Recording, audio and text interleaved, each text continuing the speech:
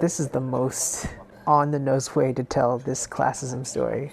The poorer you are, the lower the level you are, you're just getting the scraps of the people above you. Metaphorically and actually. Genius. Oh yeah, that's tasty. Hey guys, today we're eating Buffalo Wild Wings, and on Tuesday they have a BOGO, buy one get one free deal. I'm gonna try these wings first, talk a little bit about the wings, and then let's talk about the platform on Netflix, which I really like that film. It's not a perfect film, but I really like the concept and I like the ideas in it. But first, let's try this out. Buffalo.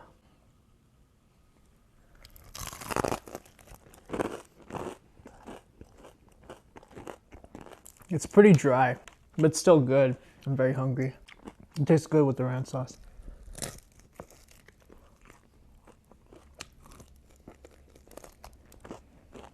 An average wing experience is still a really good experience. You have to get all the cartilage. It's not super moist, but I kind of like my wings drier most of the time. I need a little bit more flavor, so I'm just gonna go for this Thai curry.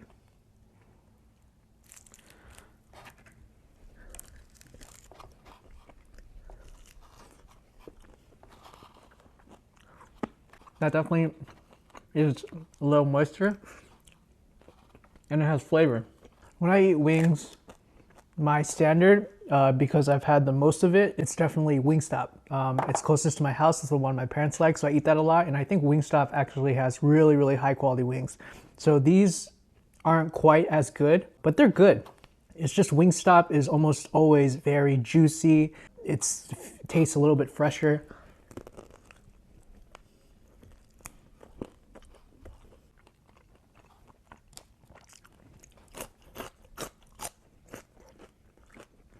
I feel like half of why I love wings so much is these veggie sticks, with ranch, of course. I'm gonna try lemon pepper. I feel like this is gonna be boring, but I wanna save the best for last, which is mango habanero. That's one of my favorite flavors.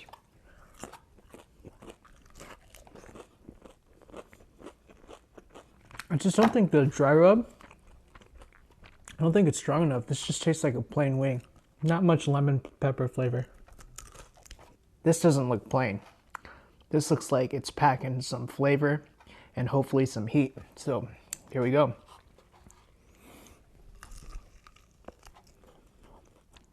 Oh yeah, and that's tasty.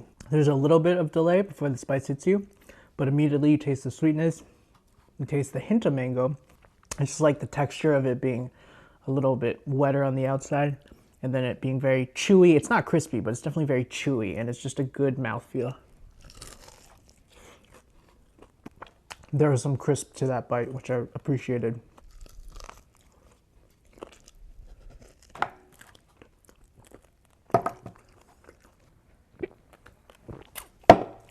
That's their hottest spice level, and it's pretty spicy.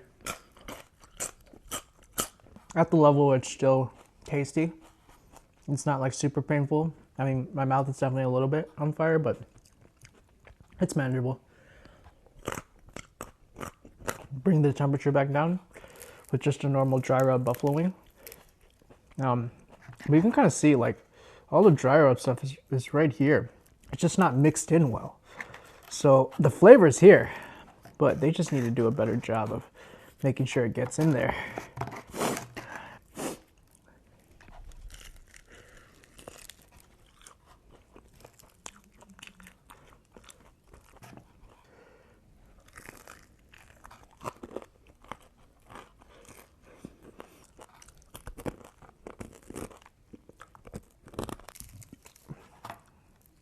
I'm still hungry, so I'm gonna eat a little bit more before I start talking about the film.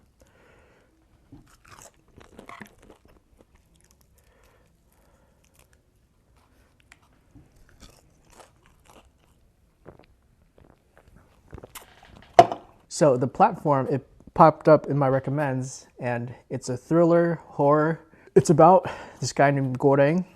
He wakes up in this room and there's a platform, and this platform takes you to all these different levels. You can see up there are different levels and down there are different levels.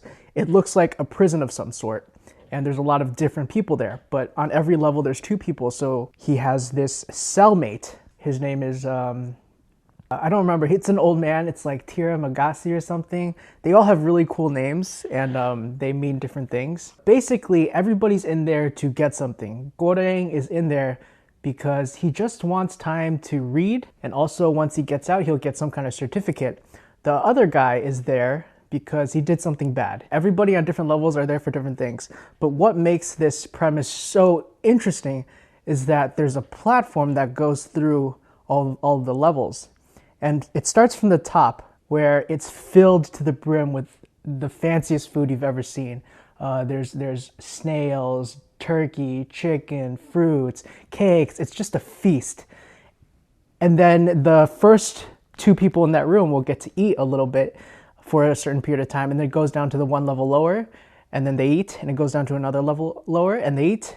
And that's the premise of the show. And you can look at, sorry, it's not a show, the premise of the film. You can look at what number level you're on. And obviously, you know, the higher number you are, the lower you are. Level 1 is the best. You get a fresh batch of food. But if you're on 50, you might not have as much food left. And if you go down even lower, which we don't really know in the beginning, we don't know how low this goes, you might not get any food at all. And the added difficulty or problem to this whole situation is that you change levels every month. So herein lies the big morality question. Do you take just as much as you need, or do you gorge and, you know, try to eat as much as you can because you don't know when you're going to get to a really bad level where you might not have any food, or you could be at the top level where you get, you know, all the good food. And that's just one of the moral questions it asks. What I really like about this movie is that it moves pretty fast. There are a section of this movie that a lesser writer or a more patient creator would want to stretch out, because any one of these philosophical, moral questions they're asking could be a full film. There can be a lot of discussions on each of the challenges that our main protagonist Goreng faces, but they just escalate it. You think it's gonna go one way, or you have this intuition that maybe it's not gonna go the way we think, but something else happens that's even more challenging than the thing that happened before. And it just pushes and pushes and pushes. I just felt like it did a good job of making Goreng have to really confront who he is early on, not even later. It's not like a big moment later. It's happening constantly. And we get to see so many facets of humanity. And when we put ourselves in their shoes, when you don't know which level you're gonna be on, when you don't know if you're gonna have food or if your new cellmate is going to be friendly or evil, it's a tough call. And it reminds us that we all think we're pretty moral, but once we're put into that society, kind of, it's their own enclosed society, who knows what we'll become given different circumstances. I thought it was great. I thought it was really, really good. One problem I did have with it is that it doesn't really explain too much. I remember feeling as we were coming towards an end, I felt like thematically there is closure, but there are so many questions that you definitely want answered. And the film just doesn't give you answers to those questions because, yeah, ultimately they're not super important, but this world is fascinating. We only get little glimpses of what the world is outside of these walls. We get images of this kitchen where they hold themselves to a super high standard of making this glamorous food, which is ironic because only the first level of people really get to enjoy it. Everybody else, like, they're getting leftovers. That was really interesting, seeing how much, just what a pressure cooker those chefs are under to make the best food possible. And you just wonder what happened in this world. Why are they all here? Who's running this? Goreng, our main character, is the only person that seemed to have volunteered to be there. So it's not just for criminals, even though that's what it kind of looks like, and that's a lot of the characters we meet. They're just like bad people. Or maybe they were good people and they just became bad. I think it really reminds us that most people, and in my opinion, almost all people, they don't really choose what level they're on. And at any given time, you could be on a different level. You're on a certain, you have a lot of money because your parents have a lot of money, Or you're born with a high IQ, you're born with a certain amount of drive, and you're just gifted all these things, but it could be taken away. Like, what if you're in a terrible accident or somebody close to you, you get sick and you change levels? All of a sudden, all the things you took for granted, you just have to change the way you live. You just change the way you look at things. Overall, I would recommend you check it out if you like horror or thrillers, if you like heady, deep moral philosophical questions. You'll like this movie. I think it moves really fast. It's really entertaining. I like the characters. I thought the dialogue was really good. There's just a lot of clever, tight stuff, good wordplay, good wrapping up of certain ideas, and thematically, I think it's sound. Now let's just talk about what happened. So, assuming you've already watched it, the ending was jarring. At the end, I was like, okay, all right, Goreng has maintained his humanity despite killing the old guy and doing all these kind of bad things and giving in. He's maintained his humanity, and getting that dessert to the little girl in one piece was the message. The girl is the message. I thought that arc was wrapped up nicely. I remember audibly screaming at not screaming, but sternly saying, this better not be the end. Give me a little more. I want to see what else is happening, and I want some kind of explanation, and it just abruptly ended. And I felt very unsatisfied. It made me feel like maybe the director didn't really know what he was doing. He did a great job of just keep ramping it up. But we wasn't sure exactly how it would end. Yeah, I don't know. What do you guys think happened? Goreng probably died, right? There doesn't seem to be anything there.